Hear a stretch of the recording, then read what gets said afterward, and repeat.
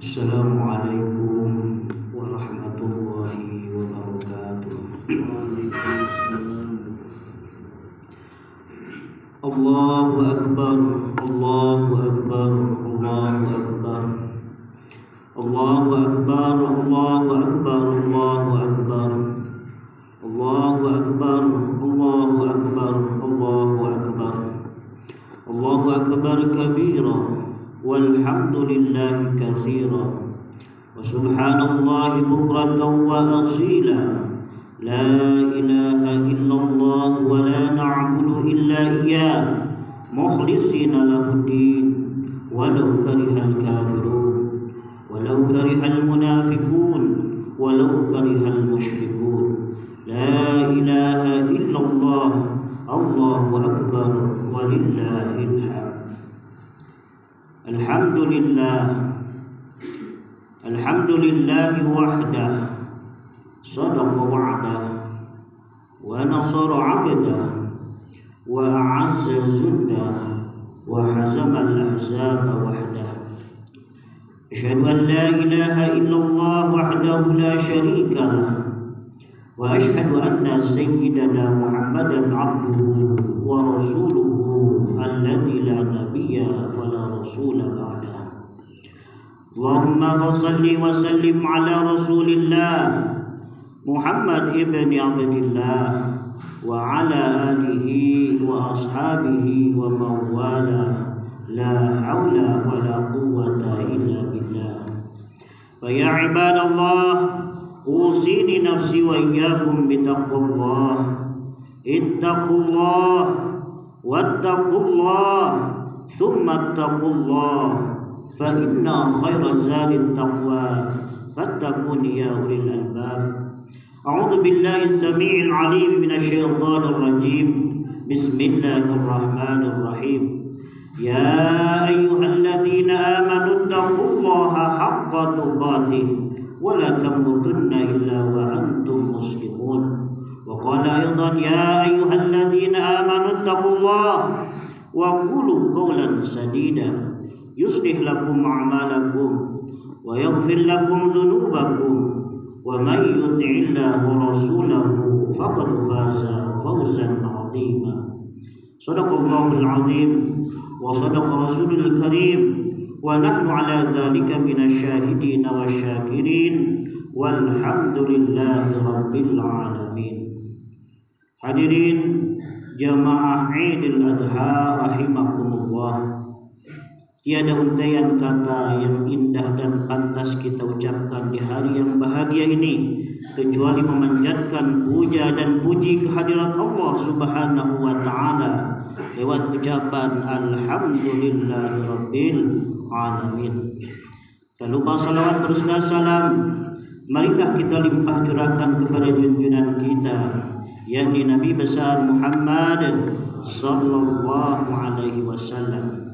Tak lupa kepada keluarganya, kepada para sahabatnya, kepada para tabi'in tabi'at, wabil khusus kita yang hadir pada kesempatan ini melaksanakan salah satu sunnah tetapi dipentingkan, yaitu berjamaah salat Idul Adha. Mudah-mudahan Idul Adha kali ini adalah Idul Adha yang terbaik bagi kita semua. Amin amin Allah ya rabbal alamin. Allahu akbar, Allahu akbar, Allahu akbar, walillahil hamd.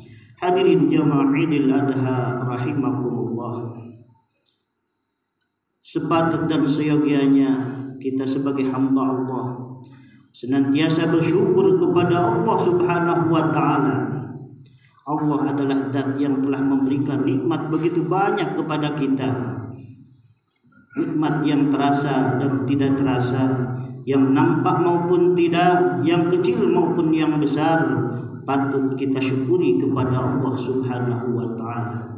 Wa idza adzana rabbukum la in syakartum la azidannakum wa la in kafartum inna 'adzabi lasyadid. Dan nikmat yang terbesar kali ini adalah Allah memberikan kesempatan kepada kita. Kita disampaikan umur kita, usia kita sampai detik dan hari ini di hari Kamis untuk melaksanakan salat sunnah Idul Adha.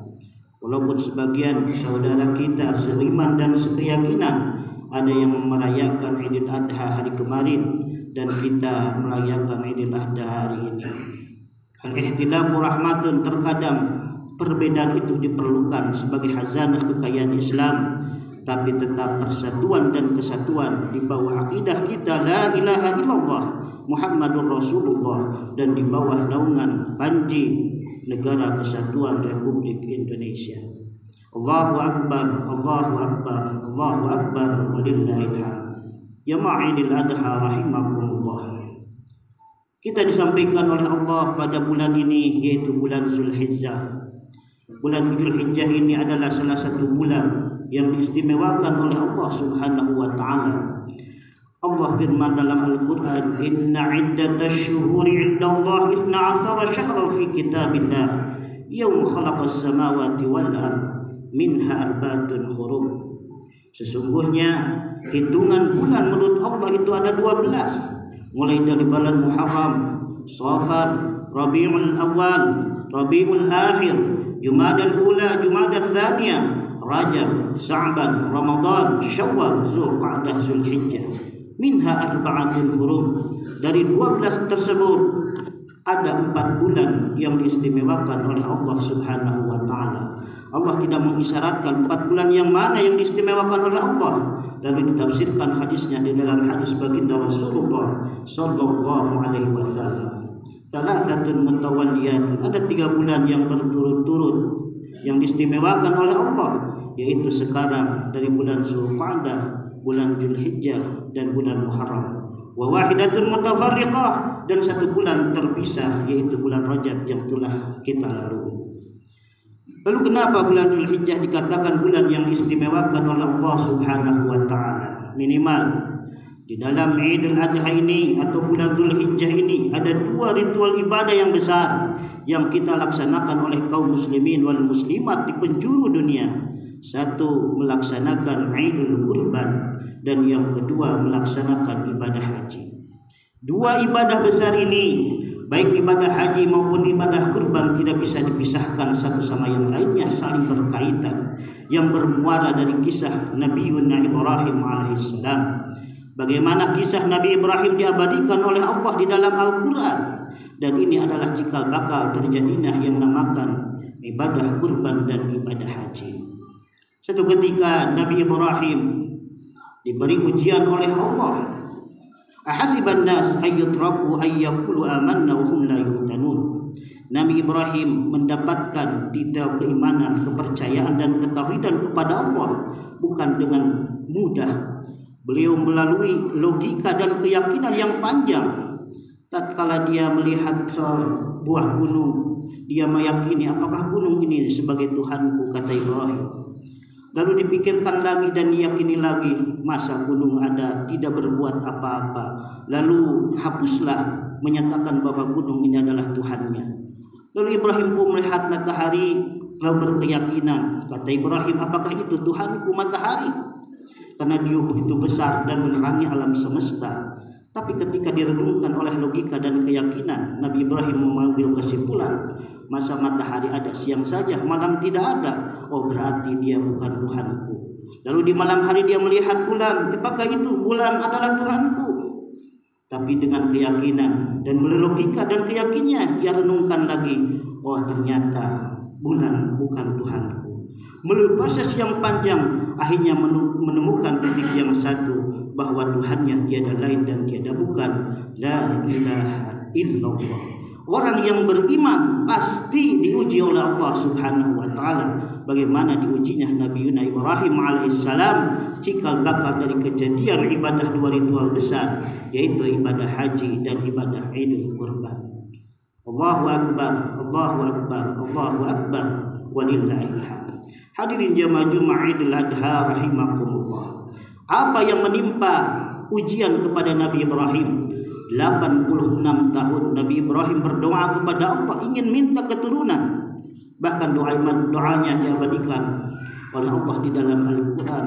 Rabbi habli minas salihin, Rabbi habli minas salihin, dalam surah As-Saffat ayat 100. Ya Allah, berikan aku anak ya Allah berikan aku keturunan dengan catatan minas salihin, dari derajat orang-orang yang soleh.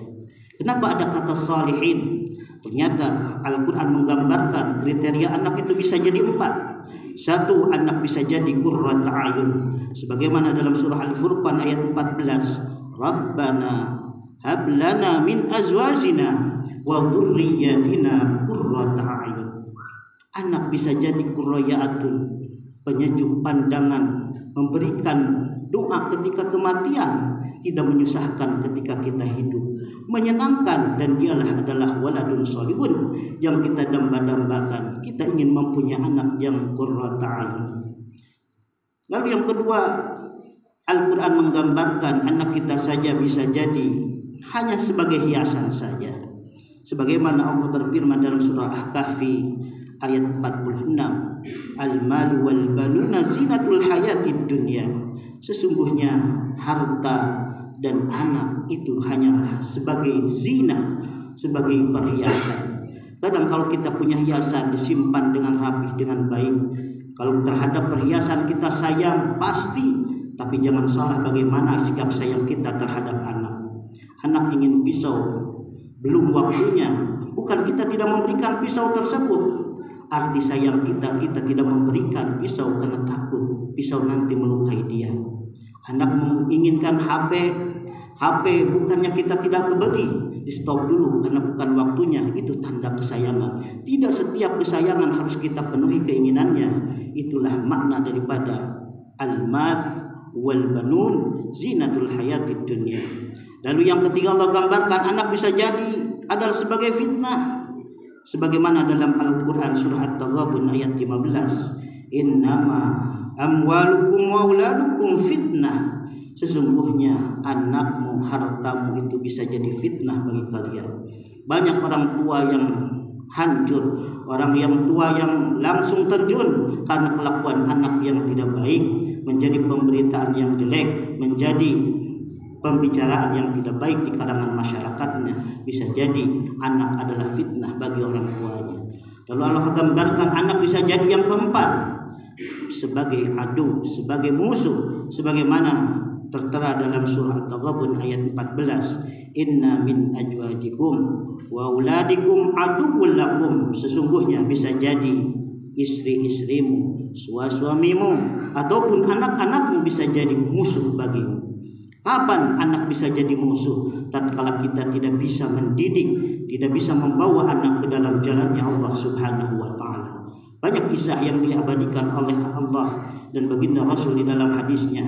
Orang tua yang mau masuk surga tidak jadi masuk surganya karena dia tidak mendidik anak dengan baik. Ketika anak mau masuk neraka, dia berbukan kepada Allah. Dia protes kepada Allah, ya Allah, kenapa aku dimasukkan ke dalam nerakanya sedangkan orang tuaku masuk dalam surgamu? Kata Allah, la taziru waziratun wizra ukhra. Kenapa? Karena ibumu begitu banyak amal ibadah, ayahmu begitu banyak pahalanya, begitu banyak amal ibadahnya, tapi engkau adalah anak durhaka yang tidak tahu beribadah. Bagaimana beribadah kepadaku yang baik dan benar? Kata anak lalu mengadu kepada Allah, betul ya Allah, aku tidak bisa beribadah, tidak bisa berbuat kebaikan di dunia ini, tapi aku tidak bisa ibadah, aku tidak bisa berbuat kebaikan karena aku tidak pernah mendapatkan petunjuk, mendapatkan pendidikan dari orang tuaku. Aku tidak ridha orang tuaku masuk surga, sedangkan aku masuk neraka. Aku ingin masuk neraka bersama dengan kedua orang tua. Orang tua yang tadinya ahli surga bisa dijadikan adu, bisa menjadi musuh oleh anaknya, ditarik yang tadinya ahli surga menjadi ahli neraka. Na'udzubillah, tsumma na'udzubillahi min dzalik. Inilah yang menjadi potret Nabi Ibrahim meminta kepada Allah selama 86 tahun, ya Allah, berikan aku anak yang soleh. Singkat cerita, Nabi Ibrahim diberikan kekasihnya, diberikan putra yang dinamakan dengan Ismail. Makanya Nabi Ibrahim dikatakan Abul Anbiya, sebagai bapaknya Nabi, karena Nabi Ibrahim mempunyai dua anak, yaitu Nabi Ismail dan Nabi Isa. Hampir sebagian besar keturunan Nabi Ibrahim ini 80% menjadi Nabi dan Rasul. Makanya Nabi Ibrahim dikatakan sebagai bapaknya Nabi dan Rasul. Singkat cerita, Nabi pun diberi anak yang bernama Ismail. Ketika Nabi Ismail beranjak remaja, lucu-lucunya ada satu etika dari Allah Subhanahu wa taala, kecemburuannya. Nabi Ibrahim agak mencintai anaknya, agak melupakan kepada Allah Subhanahu wa taala. Lalu turunlah mimpi tersebut terjadi pada tanggal 8 Zulhijjah. Makanya tanggal Zulhijjah kita biasanya melaksanakan puasa sunnah yang dinamakan dengan puasa sunnah tarwiyah. Itu adalah waktu ketika Nabi Ibrahim bermimpi. Dalam mimpi tersebut Nabi Ibrahim diuji oleh Allah untuk menyembelih anaknya. Tapi tatkala Nabi Ibrahim mau menyembelih dan mau menceritakan mimpinya, beliau merenung dulu di sebuah Arafah. Makanya sekarang ada namakan wukuf Arafah. Wukuf Arafah adalah proses perenungan Nabi Ibrahim dulu ketika mendapatkan mimpi dari Allah untuk menyembelih Nabi Ismail alaihissalam. Lalu Nabi Ibrahim pun tidak langsung menceritakan dan melaksanakan perintah tersebut, mau meyakinkan. Lalu hari kedua Nabi Ibrahim pun tidur dan bermimpi kembali. Ternyata untuk menyembelih Ismail ini benar-benar perintah dari Allah Subhanahu wa taala. Makanya tanggal 9 kita disunahkan untuk puasa Arafah. Keyakinan Nabi Ibrahim bahwa perintah untuk menyembelih Ismail itu datang langsung dari Allah Subhanahu wa taala. Singkat cerita, tanggal 10 Idul Adha, Ibrahim mau menyembelih anaknya, dan anak pun Nabi Ibrahim dan Nabi Ismail sudah bersiap-siap. Tapi itu hanyalah sebagai simbol pengorbanan, sebagai simbol bagaimana ketaatan Nabi Ibrahim. Jangankan hanya apapun anak yang dia inginkan selama 86 tahun untuk dikorbankan, dia siap untuk dikorbankan. Allahu Akbar, Allahu Akbar, walillahil hamd. Hadirin jamaah Idul Adha rahimakumullah. Lalu kita ambil kesimpulan, apa hikmah daripada ibadah haji dan ibadah kurban. Tidaklah Allah menetapkan sebuah kejadian, menetapkan sebuah peraturan, menetapkan sebuah ibadah ataupun perintah, pasti di belakangnya ada hikmah dan pelajaran untuk kita. Minimal ada 3 hikmah daripada ibadah haji dan kurban. 1, hikmah dari pelajaran adanya ibadah haji dan kurban adalah ruhut talbiyah. Apa ruhut talbiyah? Semangat kita untuk memenuhi panggilan Allah Subhanahu wa taala. Minimal ada 3 panggilan Allah di alam dunia ini. 1, panggilan Allah melalui muazzin. Ketika muazzin berkata Allahu Akbar, Allahu Akbar, asyhadu an la ilaha illallah wa asyhadu anna Muhammadar Rasulullah, hayya 'alas shalah, hayya 'alal falah. Allahu Akbar, Allahu Akbar, la ilaha illallah. Hakikatnya itu adalah panggilan Allah yang diwakilkan oleh muadzin untuk kita seraya melaksanakan salat. Inna salata tanha anil fahsya'i wal munkar. Insyaallah kalau kita benar salatnya bisa jadi pencegah perbuatan keji dan munkar. Nomor 2, ada panggilan Allah itu melalui malaikat Ibrahim. Apa itu panggilan Allah malaikat Ibrahim? Yang 2 ini adalah ibadah kurban dan ibadah haji. Proses ibadah haji dan ibadah kurban itu melalui proses yang disyariatkan oleh Nabi Ibrahim alaihissalam.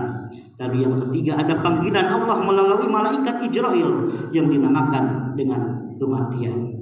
Kalau kematian sudah datang, Israil sudah datang kepada kita, datang ke rumah kita, datang dimanapun, la yastakhiruna wa la yastaqbimun. Ajal kita tidak bisa dipertahankan, tidak bisa dimajukan atau tidak bisa dipundurkan. Kalau sudah datang ajal, pasti kita akan meninggal. Inna lillahi wa inna ilaihi raji'un. Kita datang dari Allah dan kita pun akan kembali kepada Allah. Jadi hikmah daripada Idul Kurban dan ibadah haji adalah ruhut talbiyah. Kita semangat untuk memenuhi segala panggilan Allah Subhanahu wa taala. Lalu yang kedua apa? Pelajaran daripada ibadah haji dan ibadah kurban adalah ruhul ibadah. Semangat kita untuk mengabdi beribadah kepada Allah Subhanahu wa taala. Ibadah itu dari kata abdun. Seorang hamba, kalau seorang sudah dibeli oleh majikannya, dia tidak punya kemerdekaan apapun yang diperintahnya, sami'na wa ata'na. Apa yang diperintah oleh Allah, kita sami'na wa ata'na. Masuk akal tidak masuk akal, sami'na wa ata'na. Kenapa kita di haji harus mencium Hajar Aswad? Karena dulu Nabi pun pernah mencium Hajar Aswad. Kita laksanakan sampai sekarang. Kenapa sekarang kita tidak makan babi? Karena Nabi pun melarangnya. Apapun yang datang pasti ada manfaatnya, apapun yang dilarang itu pasti madaratnya. Jadi yang kedua, pelajaran dan hikmah dari pelajaran Idul Kurban dan ibadah haji adalah ruhul ibadah. Bagaimana semangat kita beribadah kepada Allah Subhanahu wa taala. Lalu yang ketiga, pelajaran daripada Idul Kurban dan Idul Haji adalah ruhut tadhiyah. Bagaimana mengembangkan atau mengorbankan kita jiwa berkorban. Berkorbanlah dengan harta kalau bisa. Berkorbanlah sekarang dengan sapi, dengan kambing, dengan unta kalau mampu. Tidak punya biaya, berkorbanlah dengan pikiran. Tidak punya pikiran dengan ilmu, berkorbanlah dengan tenaga. Tidak punya tenaga, berkorban. Apapun berkorban untuk ruhut tadhiyah, memajukan dan mengembangkan potensi kita untuk senantiasa berkorban di hadapan Allah Subhanahu wa taala. Allahu akbar, Allahu akbar, Allahu akbar, walillahil hamd. Hadirin jamaah Idul Adha rahimakumullah, mudah-mudahan di pagi yang cerah dan hujan yang gerimis ini kita mendapatkan berbagai hikmah dan pelajaran dari Idul Adha dan ibadah haji kita. Semoga apa yang telah kita kerjakan, mulai dari ibadah haji saudara-saudara kita yang sudah berada di Makkah ataupun kita yang sedang ingin melaksanakan ibadah kurban, diterima di sisi Allah Subhanahu wa taala. Amin. Amin ya Allah ya rabbal alamin. Barakallahu li wa lakum wa nafa'ani wa iyyakum bima fihi minal ayati wa dzikril hakim. Taqabbal minni wa minkum tilawatahu. Innahu as-sami'ul 'alim. Aqulu qouli hadza wa astaghfiruhu innahu huwal ghafurur rahim.